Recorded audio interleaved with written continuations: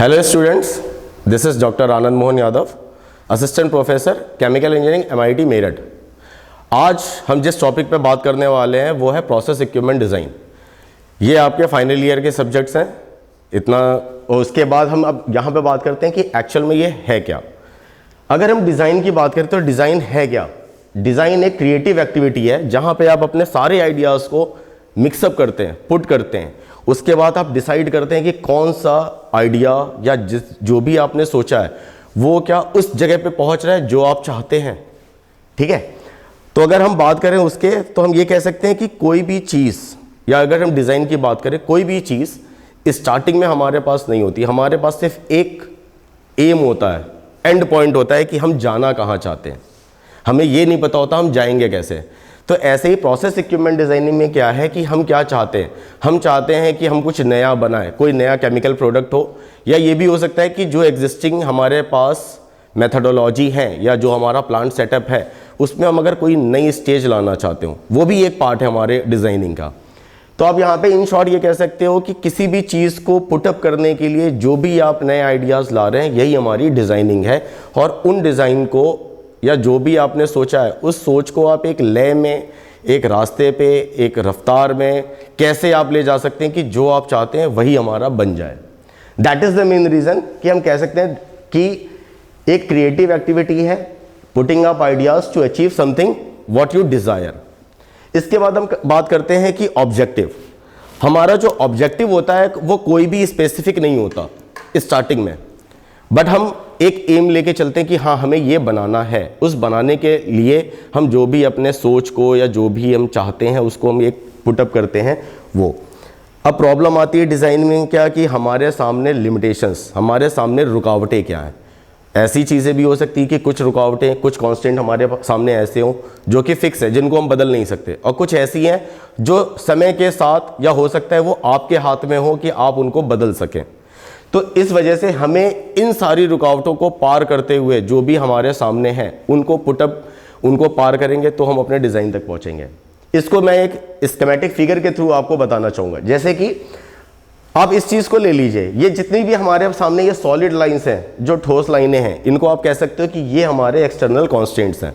ये हमारी वो बाधाएँ हैं जिनको हम क्रॉस करने के लिए हमें सोचना है, या ये कुछ ऐसी चीज़ें हैं जिनको हम एक्चुअल में अपने आइडियाज़ से पार नहीं कर सकते। जैसे कि आपके स्टैंडर्ड एंड कोड्स, ये हमारे फिक्स हैं, इनको हम अपने आइडियाज़ को भी कितना भी हम कोशिश कर लें हम इनको क्रॉस नहीं कर सकते, क्योंकि हमें ये फॉलो करने ही करने। वैसे ही गवर्नमेंट कंट्रोल, गवर्नमेंट के साथ भी आप अपने आइडियाज़ के साथ छेड़खानी करके नहीं कर सकते, कि उन्होंने भी एक फिक्स पैरामीटर्स बना रखे हैं किसी भी चीज़ के लिए। इकोनॉमिक, पैसे को लेके भी आप नहीं कर सकते। सेफ्टी रेगुलेशन, उसके साथ तो आप बिल्कुल भी मजाक नहीं कर सकते हैं। उसके बाद आता है हमारे सामने रिसोर्सेस भी हमारे हाथ में नहीं है, क्योंकि जो चीज़ें जहाँ से मिलनी है वो हमें वहीं से मिलेगी। हम बस ये कर सकते हैं कि हम उसके ऑल्टरनेट लोकेशंस खोज सकते हैं। ठीक है, ऐसे ही फिजिकल लॉज, जो भी हमने लॉज पढ़े हैं उनको भी हम ज़्यादा छिड़खानी नहीं कर सकते। तो ये आपके कह लो कि ये वो बाधाएं हैं जो हमें फॉलो करनी है और हमें इनके अंदर काम करना है। जो हम बदल सकते हैं, जैसे आप कह लो इंटरनल कॉन्स्टेंट्स, ये वो चीज़ें हैं जिन पे आपका कंट्रोल है। जैसे कि मटेरियल, आप कौन सा मटेरियल यूज़ करेंगे, आपको कितने आदमियों को ज़रूरत है, आपको कितना समय लगेगा, आप कौन से मेथडोलॉजी को फॉलो करेंगे और आप कौन से प्रोसेस का फॉलो करेंगे। आप ये चीज़ें वो हैं जो आप कंट्रोल कर सकते हैं। इसीलिए हमने इनको कहा है इंटरनल कॉन्स्टेंट्स, और एक्सटर्नल कॉन्स्टेंट वो हैं जिन पे आपका कंट्रोल नहीं है, जिन्हें हमें स्ट्रिक्टली फॉलो करने ही करने हैं। ठीक है, अब हम बात करते हैं कि हमारा जो डिज़ाइन होता है वो होता कैसे है। सबसे पहले हमारे सामने है ऑब्जेक्टिव। ऑब्जेक्टिव में हमें क्या चाहिए, जो हम चाहते हैं उसके रेस्पेक्ट में हमारे सामने क्या चीज़ें हमें चाहिए, हमें कौन सी प्रॉपर्टीज़ की ज़रूरत है, हमारे पास उससे रिलेटेड कितना डाटा है, अगर वो काम पहले हुआ है तो उन्होंने क्या क्या चीज़ें ली थी, उनके सामने क्या प्रॉब्लम्स आई थी। तो एक तरीके से कह लो कि आपको उस चीज़ से रिलेटेड जितना ज़्यादा से ज़्यादा सामान मिल जाए, डाटाज मिल जाए। और यही हमारा सबसे कह लो कि बोरिंग काम या सबसे हेडेक का काम होता है, वो होता है कलेक्शन ऑफ डाटा, क्योंकि यही हमारे लिए मेन है, क्योंकि इसी के बेस पे आप आगे बढ़ेंगे और उसी के बेस पे आप वो डिज़ाइन चूज़ करेंगे जो कि आपके लिए सबसे बेस्ट होगी। ठीक है, उसके बाद जब आपके पास सारे डाटाज आ जाते हैं तो फिर आप उसको सारे डाटाज को पुटअप करके आप वो डिज़ाइनें प्रिपेयर करते हो जो डिज़ाइनें उन डाटास के को लेके सुटेबल हो सकती हैं। उसके बाद फिर से आप अगले स्टेप में आते हैं, आप इवैल्यूएशन करते हैं। आप ये चेक करते हैं कि जो आपने डाटास लिए और उनके बेसिस पे आपने जो भी डिज़ाइनें डिसाइड की हैं, क्या वो सारी की सारी बेहतरीन हैं, क्या वो इकोनॉमिकली सेफ़ हैं, या सेफ्टी के पैरामीटर्स वहाँ पे फॉलो हो रहे हैं, क्या वो हमारे जो भी ज़रूरत है या जो भी हम चाहते हैं क्या वो बन रही हैं। अगर वो हो जाती हैं उसके बाद हम आते हैं फाइनल डिज़ाइन। फाइनल डिज़ाइन में हमारे पास जो काम होता है वो होता है वर्कशीट फॉलो करना, उनकी पूरी स्पेसिफिकेशंस बनाना, ये सारी चीज़ें हम बना के अगले स्टेप के लिए जाते हैं।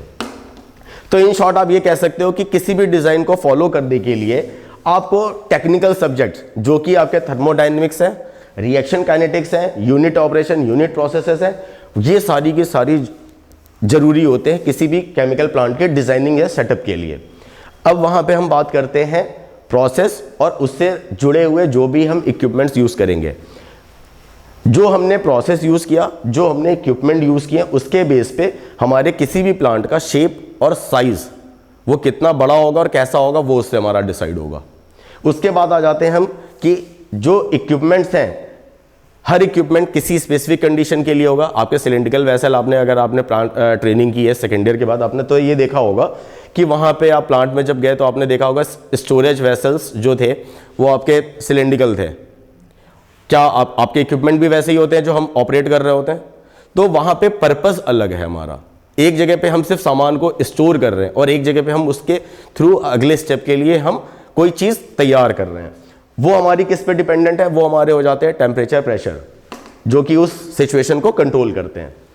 तो अब इन शॉर्ट अगर हम बात करें तो जो भी हमारा प्लांट है उसकी सेटिस्फैक्ट्री परफॉर्मेंस किसके ऊपर डिपेंडेंट होगी? वो डिपेंडेंट होगी कि हमने प्रोसेस कंडीशंस क्या चुनी है, हमने मटेरियल ऑफ कंस्ट्रक्शन क्या चुना है, जिसकी वजह से मैंने सेकंड पॉइंट पे लिख रखा है एप्रोप्रिएट एमओसी। फिर जो भी हमने कंपोनेंट्स लिए हैं, जो भी हमने इक्विपमेंट लिए हैं, उनकी ताकत कैसी है, क्या उनके अंदर हर एक चीज़ को सहने की क्षमता है। फिर हम बात करते हैं मैकेनिज्म, हमने कौन सी यूज़ की है और उनकी परफॉर्मेंस कैसी है, ठीक है। उसके बाद हमने उस इक्विपमेंट को डिज़ाइन करने के लिए कौन सी मेथडोलॉजी फॉलो की है, मतलब मेथड ऑफ फैब्रिकेशन हमारा क्या है, हमने कास्टिंग की है, रोलिंग की है, एक्सट्रूजन किया है, क्या किया है, उसके बेसिस पे हम वो भी हमारा एक बहुत अहम मुद्दा हो जाता है वहाँ पे। फिर ease of maintenance and repairs, मतलब अगर हमने कोई चीज़ बना ली है बट हमने अगर उसमें ऐसा कोई सिस्टम नहीं किया है या अरेंजमेंट नहीं किया है कि हम उसको समय पे मेंटेन कर सकें या उसमें जो भी कमियां हो उनको हम सुधार सकें, तो हमें वो चीज़ें भी देखनी होती हैं। फिर हमारा ऑपरेशन और कंट्रोल, उसको हम आराम से चला पा रहे हैं या बड़ा कॉम्प्लिकेटेड है। अगर बहुत ज़्यादा कॉम्प्लिकेटेड है तब भी हमें वो प्रॉब्लम्स आएंगी, हमारा टाइम ज़्यादा लॉस होगा, हमें अपने जो भी हमारे पास लेबर हैं या जो भी हमारे पास वर्किंग लोड मतलब पर्सनल्स हैं उनको सिखाने के लिए भी हमें पास टाइम ज़्यादा लगता है। उसकी वजह से हमें ये भी देखना है कि हमारा ऑपरेशन जो भी हम तरीका फॉलो कर रहे हैं अपने उस प्रोडक्ट को बनाने के लिए वो भी हमारा आराम से होना चाहिए। फिर हमारे पास आ जाती है सेफ्टी रिक्वायरमेंट। सेफ्टी रिक्वायरमेंट सबसे ज़्यादा जरूरी चीज़ है कि भैया जान माल का खतरा तो हमेशा है, तो पैसे वैसे भी बचाने और ज़िंदगी भी बचानी है, ठीक है। तो इस वजह से सेफ्टी रिक्वायरमेंट पे भी हमें ध्यान देना है।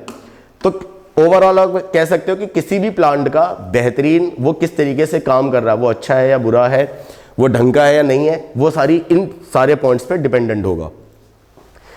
फैब्रिकेशन टेक्निक में अगर हम बात करें, ये हमारा पॉइंट इसलिए ज़रूरी हो जाता है क्योंकि हम फैब्रिकेट करते समय ऐसा ना हो कोई ऐसा तरीका फॉलो करें जो देखने में तो बड़ा सुंदर हो, अच्छा हो, सस्ता हो, बट जो आपने बनाया वो आपके काम का ना बने।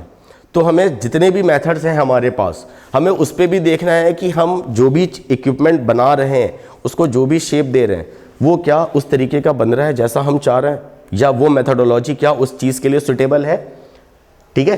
तो अगर हम बात करें तो हम फैब्रिकेशन मेथड को दो हिस्से में बांट सकते हैं। पहला है उसको शेप देना। शेप देने के लिए आप कास्टिंग, फोर्जिंग, रोलिंग, वेल्डिंग, आप कई सारे मेथड फॉलो करते हो। सेकंड स्टेप में आ जाता है जो भी हमने शेप दिया है अब हमें उस डायमेंशन में लाना है जो हमने अपने डिज़ाइनिंग के दौरान डिसाइड की थी, जो कि हमारा पहले स्टेप का काम था, ठीक है। तो वहाँ पर हम क्या करते हैं, जो हमने शेप दिया है उसको प्रिसाइज डायमेंशन देना और उसकी सरफेस फिनिश को करना है। ऐसा ना हो कि कहीं पे नुकीले हिस्से रह जाएं कि पता चला आप छुओ तो आपकी उंगलियां कट गई। तो ये सारी चीज़ें आपको ध्यान देनी होती हैं। तो फैब्रिकेशन टेक्निक भी यहाँ पे एक बहुत अहम रोल आपके लिए अदा करता है। उसके बाद आ जाता है कि हम अगर इक्विपमेंट को क्लासीफाई करें तो हमारे इक्विपमेंट किन हिस्सों में बांटे जा सकते हैं। ठीक है, तो यहाँ पे एक पहला जो आता है ग्रुप हमने जो बना रखा है वो है प्रेशर वेसल ग्रुप, जहाँ पे आपके सारे के सारे यूनिट ऑपरेशन, यूनिट प्रोसेस के जो भी इक्विपमेंट जैसे कि हीट एक्सचेंजर आपका हो गया, डिस्टिलेशन कॉलम, पैक्ड कॉलम, ये सारे के सारे आपके प्रेशर वेसल ग्रुप में चले जाते हैं। ठीक है, जहाँ पे आपको टेम्परेचर, प्रेशर, लोड, कई सारी चीज़ें हैंडल करनी हो तो इनका मजबूत होना बहुत ज़रूरी है। उसके बाद आ जाता है हमारा स्ट्रक्चरल ग्रुप। स्ट्रक्चरल ग्रुप वो है जो पूरे टाइम एक स्टैटिक, एक कांस्टेंट लोड को हैंडल करता है। जैसे कि आपके जितने भी सपोर्ट्स हो गए, किसी इक्विपमेंट को आप जिस पे भी टिका रहे हैं, उस टिकाने वाले पोर्शन के लिए अगर आप बात करें तो वो हमारे स्ट्रक्चरल ग्रुप में आ जाते हैं। फिर आ जाता है हमारा रोटेशनल मोशन, वो ग्रुप जहां पे मोशन मतलब आप कोई भी चीज घूमने वाली चीजें इस्तेमाल हो रही हैं, जैसे कि आपकी बेल्ट कन्वेयर वाला पार्ट। ठीक है, वहां पे आप एक जगह से दूसरी जगह पे सामान तो ट्रांसपोर्ट कर रहे हो, बट वहां पे रोटेशनरी मोशन भी इन्वॉल्व है। तो ये जितने भी इक्विपमेंट्स हैं ये आपके इस कैटेगरी में चले जाते हैं। तो कुल मिला के हम ये कहें कि डिजाइनिंग में सबसे अहम चीज जो है वो आपने सब्जेक्ट पहले और दूसरे साल में पढ़े हैं, तो आपको उन दोनों साल के सब्जेक्टों को इस्तेमाल करना है, तभी आप इस जगह पे आ सकते हैं। तो आज पहले लेक्चर में हम इतनी ही बात करते हैं, अगले लेक्चर में हम और आगे की बातें करेंगे। ठीक है, धन्यवाद।